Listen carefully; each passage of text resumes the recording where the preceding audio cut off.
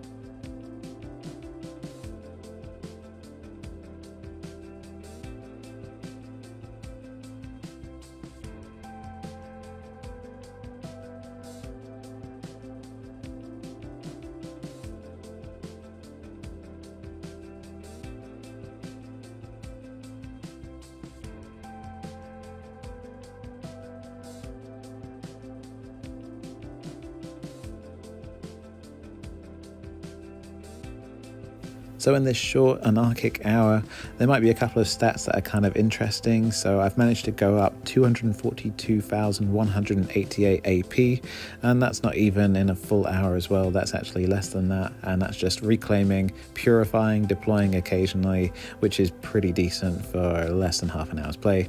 And then when it comes to Purifier, the one that I was certainly aiming for, and my visit to Spain and my visit to the Anomaly, I've managed to get 513 Purifier points, which is pretty decent. It's not as much as it could be, but it's okay.